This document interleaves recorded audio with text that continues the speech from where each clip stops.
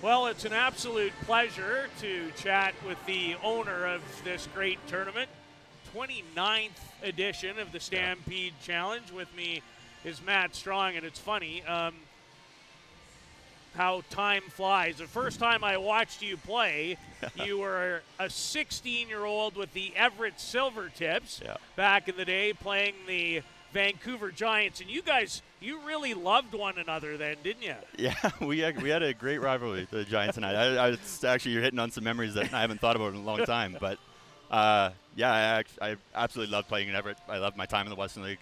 I got to play on quite a few teams that strayed around a little bit. But we had a great rivalry with the Giants. Well, with your group, and I know at HNLive we've been involved in this event and a few weeks ago in the Champions Cup, and I know how important it is to you, 181 teams, all the different groups, to make it a great experience, right? Is that right at the top of the list? That's I'd say our sole focus. That's the mantra that my brother and I, being the ones that kind of run the tournaments and are doing the day in and day out, every key decision we make is how does this impact the event experience? Can we make it better? Can we improve the experience for the kids? Because at the end of the day, we want the kids to go home and remember their time at the Stampede Challenge, the Alberta Champions Cup, and come back year after year.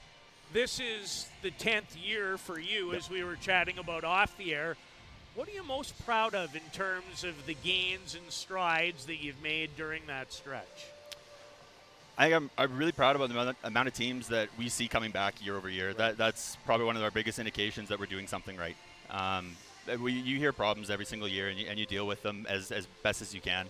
But if you do things right and you stick to that right path time and time again, like that is what leads to teams coming back. And that's how we know that we're doing something special. We're doing something or helping create something special. And if we can just be a small part of a memory that a child has looking back on their hockey career, then that's what we're here to do. Do you have anything special yet planned for the big 30th anniversary next year?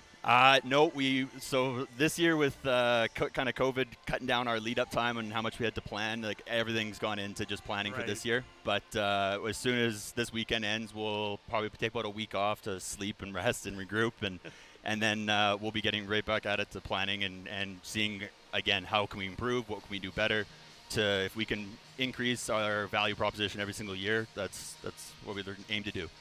Matt, my last one for you is, you understand fully in so many different ways and perspectives the talent that goes on these ice surfaces.